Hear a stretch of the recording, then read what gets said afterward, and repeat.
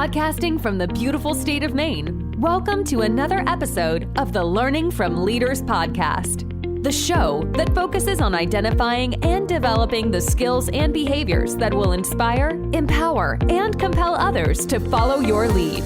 Listen as Patrick's guests talk about the powerful leadership approaches they have identified and developed, which are vital for leading in today's challenging times. These are the same approaches that will positively impact you as a leader too. Learning from Leaders provides the right balance of leadership research with real-world scenarios, making it easy for you to rise above your best. All right, let's start the show.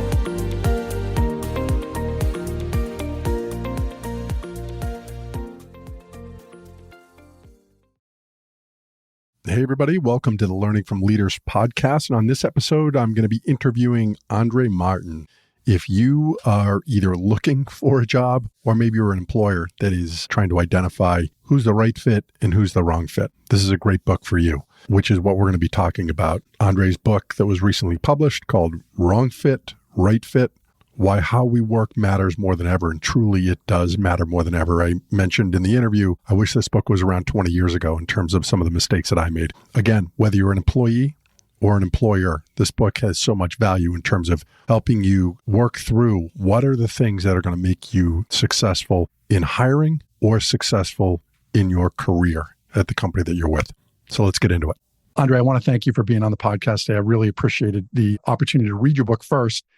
And I think I said to you before we started this, I wish I had this book 20 years ago, because many of the things in terms of that you were speaking to, I was thinking, boy, these were challenges that I was having in organizations that I was with. And maybe if I had the exercises, their ability to process some of these things in the way that you draw them out in the exercises, I probably could have made some better decisions in terms of how I navigated my career. So as I said, I really appreciated it.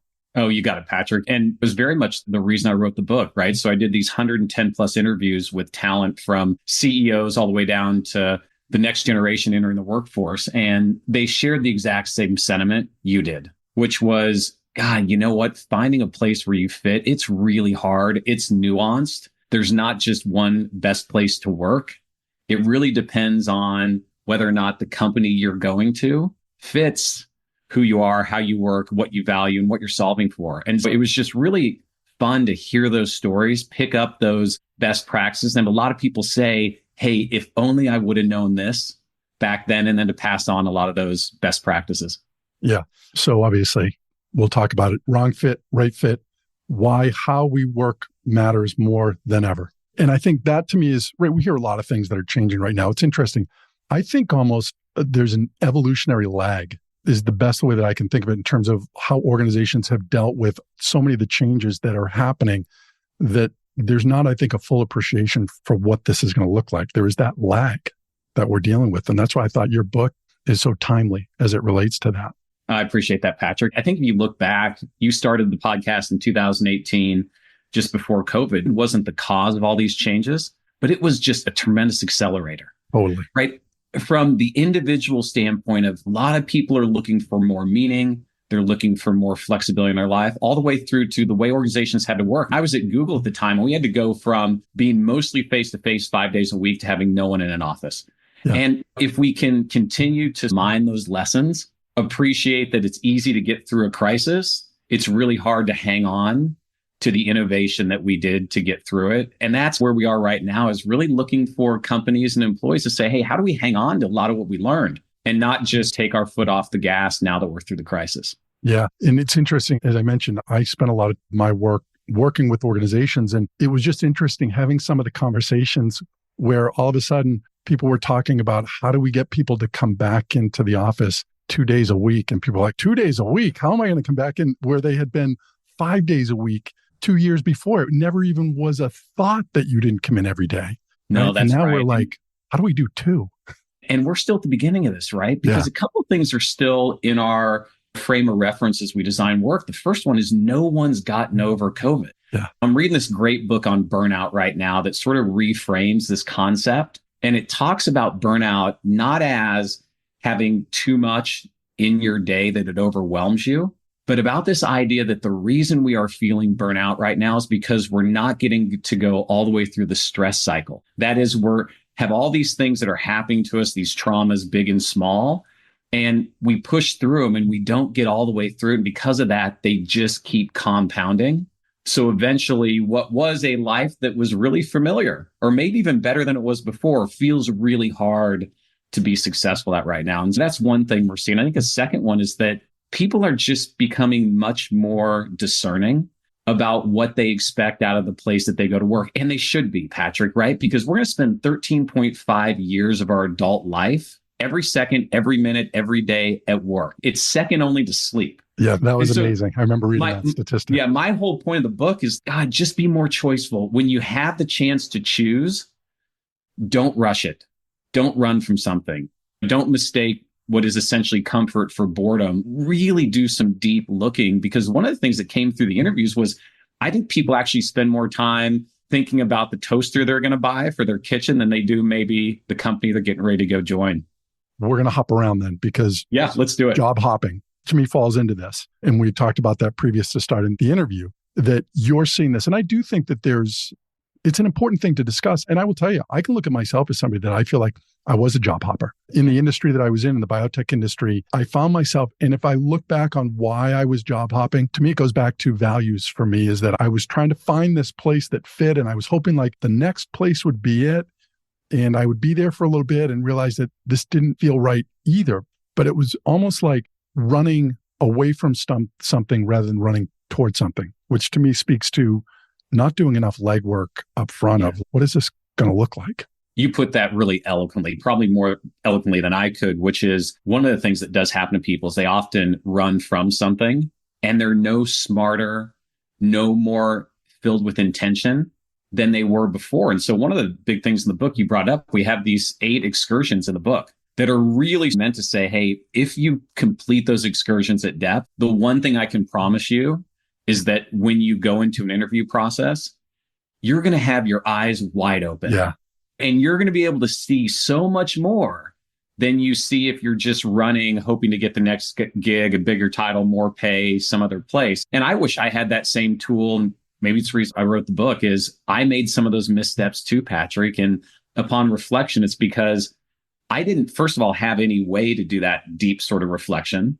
And secondly, I didn't take the time before I started looking for jobs, right? The minute you open that first job ad, you're in a giant marketing machine and it's built to entice you to go.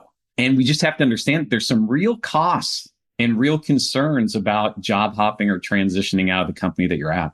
Yeah. So speaking of that, what have you found? What are some of the costs, right? We hear a lot about the employer costs in terms of 1.5 times or 2 times somebody's salary to replace that person. But I thought you had an interesting comment in terms of saying that there's a cost to the employee too, in terms of job hopping. And we don't normally think about that, or at least I didn't. Yeah, we don't. So Patrick, I'll start with this. Is one of the myths around work is that your creative energy sometimes gets blocked. The truth is your creative energy, it's always flowing. Right? You're always got your creative energy flowing. It's just a matter of what it's flowing to. And so if you're in a really bad situation, your creative energy, it's flowing to negative stories. It's flowing to narratives that allow you to cope, makes the day okay. It's flowing to anything you can do to just not fall over in a big fetal position, crumple of a ball, and keep going with your day, right? That's where your creative energy is going. Now, your creative energy when you job hop, when you transition, it's really important. When you move companies, 3 things happen to everybody. The first one is you set your network back to 0. Second one is you set your reputational capital back to 0 because nobody really knows you. And the third thing is you have to learn an entirely new work system, a new work language, and a new way of doing things. And so for about the first 12 months, most of your creative energy is going to the transition. It's going to the job hopping. And so the cost of that is threefold. One is, hey, your creative energy isn't flowing towards your craft, right? So you're actually not getting better at what you're really here in the world to do. You're getting better at the transition. The second thing that happens is it puts you in a place where you end up going back to very basics in terms of the kind of work that you take on, right? Because when we're under stress, when our creative energy is flowing somewhere else, we just do what's easiest, right? Because we're working with fumes. Yeah. I think the third part of this is the more you move, the more that compounds. right? So if you're moving every year, all you're doing is transitioning. You're getting really good at it, but you've lost a lot of pace against those other people in your field that have stayed put and really gained depth of expertise. Yeah. You spend a lot of time building your brand, rebuilding your brand. To me, it's interesting looking at many of the surveys that had come out, especially right after the Great Resignation, where they'd interviewed people that had left 6 months prior, and we're finding that almost half of them were regretting that they had actually made a shift, right? Which speaks to this. I think a lot of us made a lot of bad decisions during COVID, frankly, right? Because the world had opened up. And here's the deal is the things that tend to happen when we're maybe not in a right fit or when we're in a period of change or transformation in our company or disruption is we get our head up, right? And because of social media, it looks like everybody has a way better life than we do. Yeah. And so we got tricked a little bit, right? Because you could go on social media and say, oh my God, I got this great title. I got this big paycheck. I got this. And everyone's thinking, why not me? Am I missing some big movement? So those things start to gain pace. I think the second thing that I saw happen, which was really interesting, is we got seduced by bright and shiny things that have nothing to do with long-term job satisfaction, right? Pay above a certain level. Yeah. It doesn't matter to your job satisfaction. A title doesn't matter your job satisfaction. And we left the things that actually do. How we work, how we collaborate, solve problems, give feedback, develop, who our manager is, what team we're working on. And I think we got enticed and bought something that wasn't going to sustain us. And then the last thing that was really clear in this time is that when people were interviewing, they weren't doing really deep work. The company wasn't looking really hard at who I'm bringing in, and the people weren't asking really difficult questions about, hey, what is this going to feel like in a random Thursday morning in December? And then they got there and everyone's, wait, I don't think I like you that much. And the employees were like, wait, I don't think I like you that much. And then we're all stuck. So That's right. It was just a really interesting time. It was, again, probably was part of why the book was born is because you just saw all these people struggling with the choices they made. And it's interesting, right? There was a JobVite piece of research that said 1 in 3 new joiners leave within 90 days, citing the number one reason as a mismatch of expectations. What they were sold coming in didn't match what they got once they got there.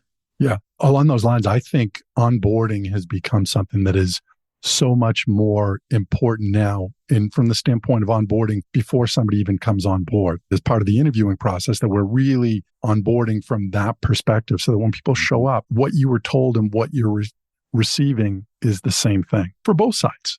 100%, Patrick. And we do a disservice to people, right? When I talk to a lot of CHROs today and I ask them, I'm like, hey, I read this stat recently that 40% of managers flat out lied during a recruiting process, either in the job description, in the interview itself, or in the pay package. I'm like, why are we doing this? Right? It's not malicious, but why do we feel like we can't tell the truth? And a lot of them say because we're afraid people won't come if they know what it's like to work here day to day. And the thing I would say to everybody is just there's a partner for everybody in the world. There's absolutely a company for everybody too. It always boggles my mind. I'm like, hey, why create this big, unrealistic, aspirational view of your company? Why not just tell people what it's going to be like? Because they're going to find out once they take the job anyway. Yeah. They're going to find out. And so it just doesn't pay off because you just end up eroding their engagement from literally day one. Yeah. It's interesting. It made me think about, as I was reading part in there, and I was trying to take a look at toward the end of the book, it speaks to this. And I thought, to me, an interesting question would be is if I've brought somebody on board, is a week into the hiring is to ask them basically, how is what they thought they were going to be doing aligned with what they're actually doing or what they expected to do? So that we start to get some understanding early on, is there a mismatch here? Right? Yeah, Patrick, I'll even go a step further. There was this really interesting company, and I can't remember who it was, but literally with everybody who went to their website to apply for a job, they had them take a conjoint survey. Basically, imagine you're applying for a job, my company, you hit the career page and it says, hey, Patrick, would you rather have Fridays off or 20% less on your insurance? Would you rather have more unlimited vacation or a higher year-end bonus? And so they did all this research. And basically what was really brilliant, I'm surprised more companies don't do this, is they were essentially finding out what anybody looking for a job is looking for.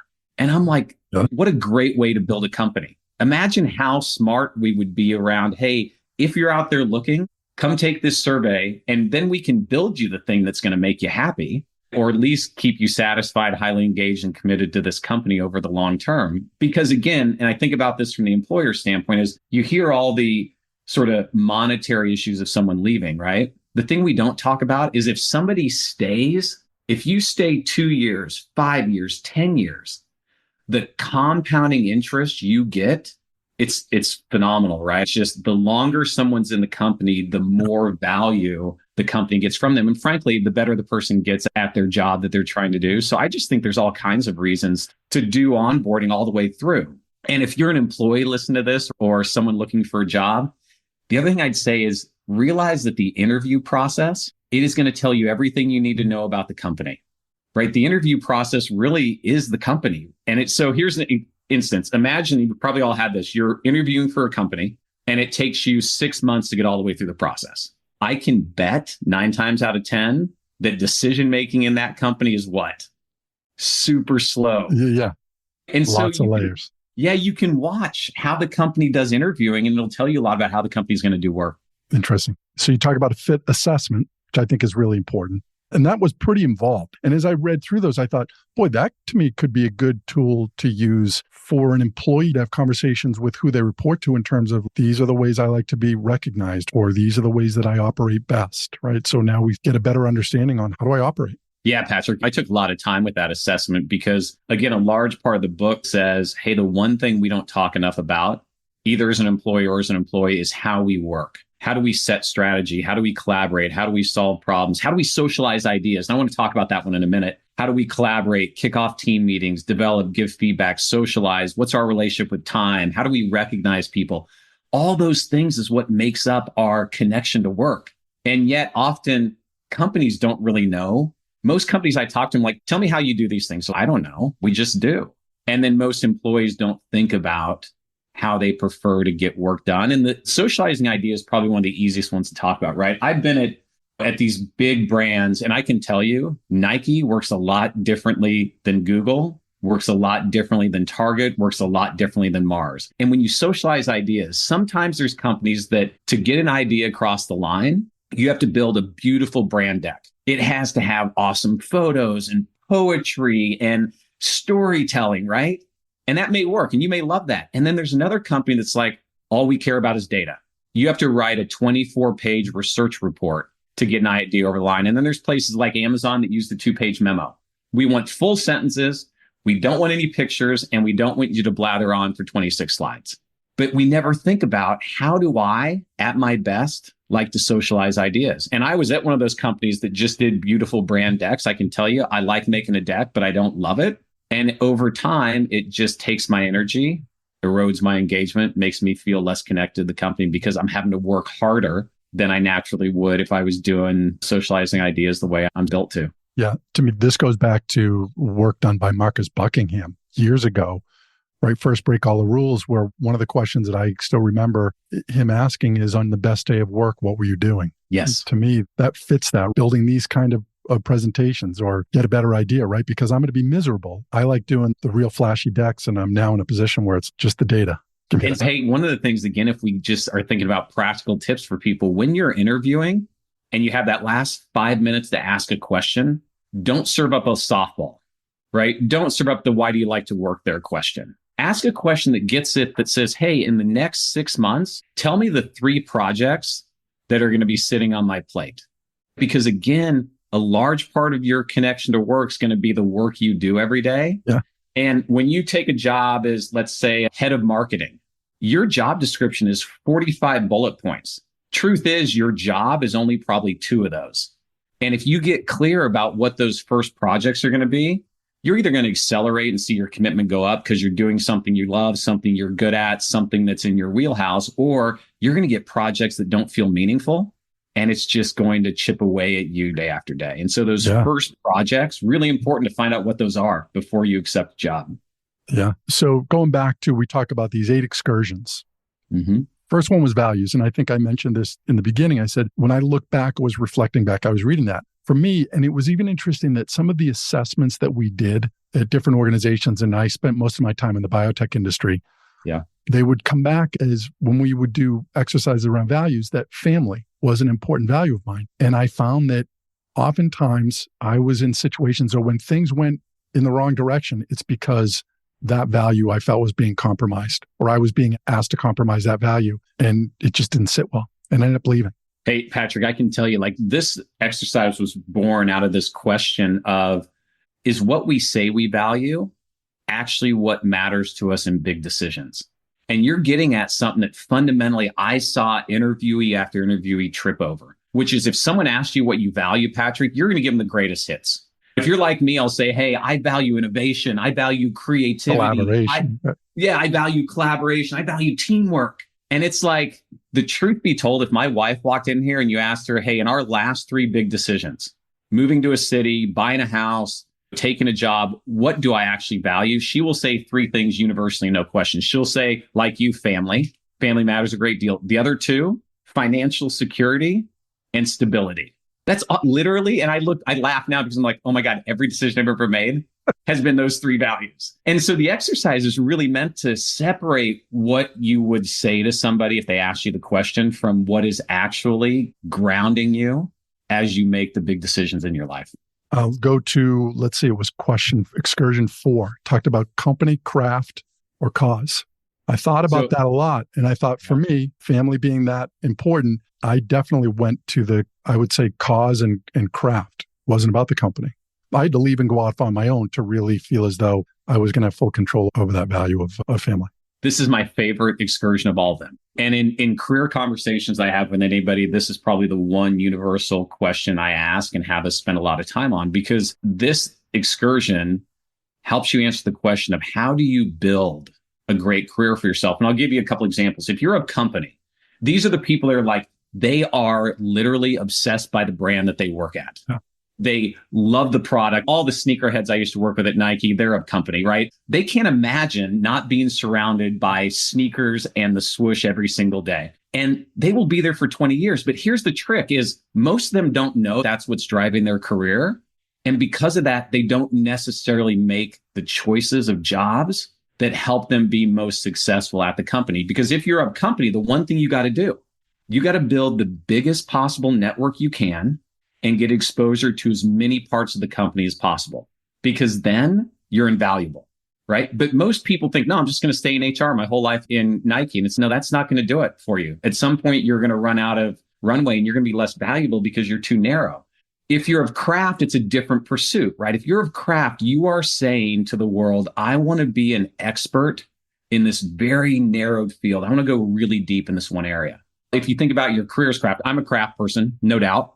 Maybe cause now after the book, but I've been a craft person for a lot of years. The one certainty in anyone who's chasing craft is you can't stay at one company, right? Because to be great at a craft, for me to be great in the culture and talent space, I had to be at a Google, I had to be at a Nike, I had to be at a Target, I had to be at a Mars. I had to see as many systems as I could in order to pick up all the ways that this thing could be done. And it served me, right? It served me really well. And if you're of cause, it's really interesting. If you're of cause, the only thing you're chasing is the injustice or problem that you are just obsessed with solving, right? These are a lot of entrepreneurs, or actually they come to their ideas because of cause. And if you're of cause, 2 things have to happen. One is you have to go where the energy is. If you're living in the middle of Missouri in the Ozark Mountains where I grew up, and your cause is the erosion of beaches in California, you're just not going to be able to stay in the Ozark Mountains. You're going to have to go, right?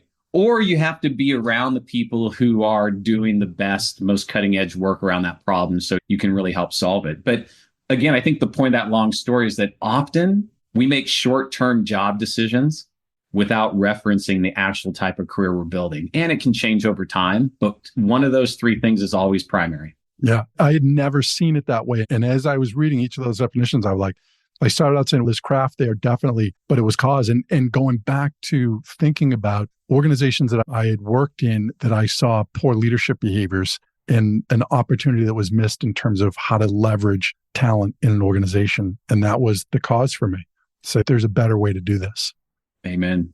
That's exactly right. Very well stated, Patrick. Yeah. So this book has those 8 excursions. There are exercises in each of them that really just go so deep in terms of figuring out, like, it's like a workbook. It's like a book and a workbook in one. The last one that really rang true to me as well was, what is your talent story? Yeah. What is your talent story? And it reminds me of, I've got a quote on the wall over here that does the Cherokee birth blessing. It says, may you live long enough to know why you were born. And as I read that, I thought of that. To me, it's like when you get to that point of what's your story? What do you want to tell? Yeah, Patrick, I love the quote. B, that excursion was really a late add to the book as I was testing out that work. But basically what you're right, that's what it is. One of the things people were starving for was, how do I bring all this stuff together?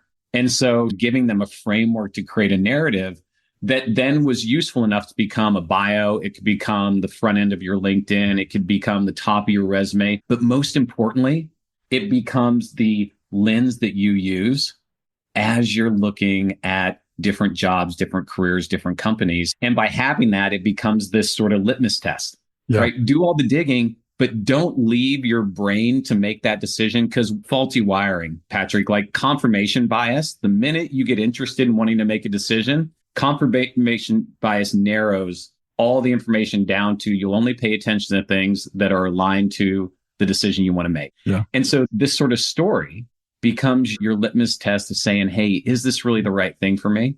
Does this click my boxes in terms of what I'm trying to build? And often you're going to be sitting in a place where you're going to say no. And that's okay. I think that's okay.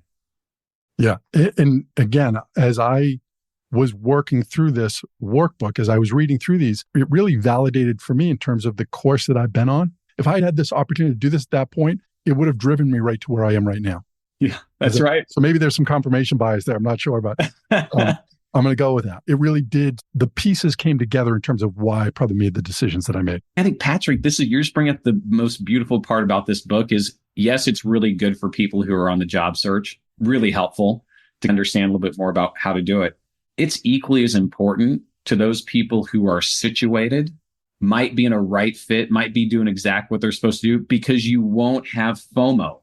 And Great you point. won't get your head up and go looking for a job that you actually don't need because you've got everything sitting in front of you. You're just a little bit jaded or maybe less clear about it because of the monotony. And this is one of the other things that came through the book was when you're searching for a job, searching for a new company, what gets us? We just love to be valued and seen. Somebody wants us and that feels really good. That's dopamine. That's the excitement part of your brain. When you're in a committed relationship, whether it's with a company or somebody else, it's a different neurotransmitter. It's oxytocin. It's this like warm hug of comfort that we often can mistake for boredom. And so those excursions for someone who's in a right fit, it's going to keep you in your seat.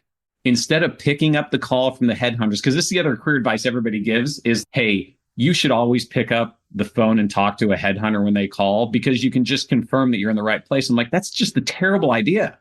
Because it's going to play to your dopamine. Oh my God, there's this great brand. Oh gosh, there's this great title. Look at the paycheck. And you're going to get sucked into that process. Better just to every quarter, sit with those excursions, either read the work you've done or do them again and just go, hey, you know what? I'm in the right place for me, the right place for my values, the right place for the life I'm trying to build. And I'm wondering if that was some of me, that dopamine, the quick. We're wrapping or getting to the end here. There were a couple of quotes that I thought were really interesting. One was, start as you intend to continue, was a quote in there in terms of helping people understand, like, how do you show up? And I think we spoke about that. As I read that, that one really resonated with me, this idea of show up with who you really are and who you want to stay. Be true to yourself, getting away from this, I can't really be who I want to be. That one really stood out to me. I don't know if you have any. I do. This one came into play in two places. One is in the interview process, realized that that's just basically like a big first date. And when we show up in our best clothes with our rehearsed answers, with our shiny resume, ask yourself if you're really presenting who you are. Because part of getting a job, part of it is, yes, you got to choose the company. The other part is they have to want you. And if you're not showing who you are, if you're not starting as you intend to continue, there's no way that they're going to make the right choice by you. I think the second place is in onboarding, right? When you get in the company, our immediate inclination is to start assimilating, start becoming whoever everyone else is, start to work our way in the company. And the more you do that, the more you're trying to fit in instead of really assessing for fit. And so one of the things I tell people is, hey, if you're the kind of person that wants to be home every night for dinner at 5:00, in your first 3 weeks, don't stay late at work. Right? If you're the kind of person that doesn't like to go to happy hour, doesn't like to drink, doesn't like that environment, don't go to the happy hours. Because the minute you do, that's who you become in this brand new company. Because again, remember, your reputational network set to zero. Nobody knows you. And so every move you make tells someone about who you are. So again, start as you intend to continue. Yeah. Otherwise, you're going to get trapped by trying to be something you're not. And that just takes a ton of energy. It's like riding with your non-dominant hand every day. It's hard. Yeah. And you think of the resentment that starts to be built in, especially if it's that somebody like I stayed late to get this done because I wanted it. And all of a sudden now this becomes, you train people how to treat you. Yeah, that's right. You really do. I always tell leadership teams, it's funny, Patrick, like this sidebar, but I always get this question from leadership teams of how do we get people to really take a break over the weekends? And they're like, we're going to set a no email policy. I'm like, great, go ahead and do that. And then the minute one of you sends an email, that policy's out the window. I'm like, the only thing you have to do as a leadership team is if none of you send an email or respond to an email over the weekend, in about 3 weeks, no one's going to send them any longer. It's actually, we create those habits. Yeah. Not policy. It's not some mysterious company doing it to us. We all create our culture. Like it's the aggregation of all of our behavior. Yeah. So it's the behavior, right? Doesn't matter what you write in your policy books. It's your behavior. That is your culture, like it or not. Yep. Which you teed up this next one, because this was one of the questions in there in terms of the investigation. How does your company view rest and recovery? Was one of the questions. And it's interesting. What stood out to me too is that I just read an article today on Patagonia. Yeah. And Patagonia shut down for the week between Christmas and New Year's. Everybody, for that exact reason, they're like, we're going to walk the talk. Everybody gets a paid week off because we feel our people need this time for rest and recovery. Yeah. Right? Patrick, it matters, right? There's a lot of companies out there that, hey, they'll give you unlimited vacation, but you're not taking any of it. There's a lot of companies that say your family matters, but you probably won't be home for dinner most days. And so I think you got to really ask some of those questions. One of my favorite questions to ask is, hey, walk me through a day in your calendar. Tell me everything that's on your calendar tomorrow. And it tells you a lot about a company. If there's back-to-back meetings, they don't care about recovery at all. Because frankly, humans are terrible at context shifting. We're awful from moving from one thing to another very quickly. And if you're back-to-back, it's just a race of time. And you can guarantee that downstream somewhere, you're not going to have that kind of rest and recovery if that's something you really need. Yeah, so true. So actually the last one here, where do people go when they leave this role? I thought was a great question. Yeah, it matters, right? There are a lot of teams that if you go there, you might be spending your whole career there, or a lot of people just go straight out. And so this is a question I often ask of the other stakeholders that aren't in the team to get a sense on where people do. And there's also, Patrick, there's an unsung hero, and I want to credit Vidula Ball, a counterpart of mine at Center for Creative Leadership. She quoted this idea of star makers, right? These are the managers that don't progress up and through the company, but everybody works for them, right? And so you really want to look at your manager and say, hey, am I getting one of those star makers? Do people come to this team and then go up and do many other things in the company? If so, you can probably bank on the fact you're working for a really good manager that's going to give you opportunities to grow it. This one really matters. And again, it's one of those things we don't talk enough about. Yeah, it was interesting. I used to do some volunteer work in terms of helping people interview years ago. And one of the questions that I would pose to them was, for the position, is ask if it's a newly created position or if it's one that was vacated, as an opportunity to see, is this a company that promotes from the inside? So you can find out if it's somebody that moved somewhere else in the organization or left. It gives you clues in terms of what's next. Where can this go? Some other questions you can ask off of that. So I love that. That's a great one too. No doubt. Yeah. I'm going to add that to the list. Yeah, there you go. Andre, I got to tell you, I really appreciated this. I think your book is timely. There's so many pearls that is again, it reaffirmed for me 15 years later that I feel like I've made the right decision in terms of where I am. But it was a great process to go through, and I would highly recommend not only the exercises, but also the research that validates a lot of the concepts that you talk about is all there, which are all things that to me I find so important, right? What's the data that backs this up? So I appreciate that, Patrick. It was a labor of love. It was a year of my life. I'm so much smarter.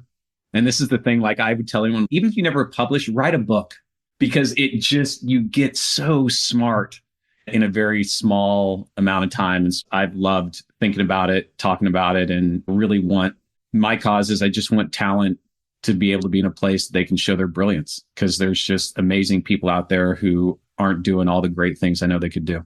Yeah, I would agree. Yeah. So obviously we can get the book off of Amazon. Any other places that you'd like people to try and reach out to you? Yeah, you can reach out to me on LinkedIn. So Doc Martin PDX is my handle there. You can also go to my website, www.wrongfitrightfit.com. And I also run a weekly newsletter called Monday Matters. It's mondaymatters.substack.com. And the purpose of the newsletter is just to, with your first cup of coffee on Monday morning, give you some practical tips to make the week a little better. Awesome. Those will all be in the show notes as well. So I'll make sure those all go out. Again, amazing. I really appreciated this. Wishing you all the best, and I'm sure it will be a huge success. You too, Patrick, and Happy New Year. And thanks for doing the podcast. Yeah, you as well. Happy New Year. Thanks so much for listening to this episode of the Learning from Leaders podcast. If you've enjoyed the show, please feel free to rate, review, and subscribe on your preferred podcast listening platform. We really appreciate that effort. Until next time, keep rising above your best as a leader.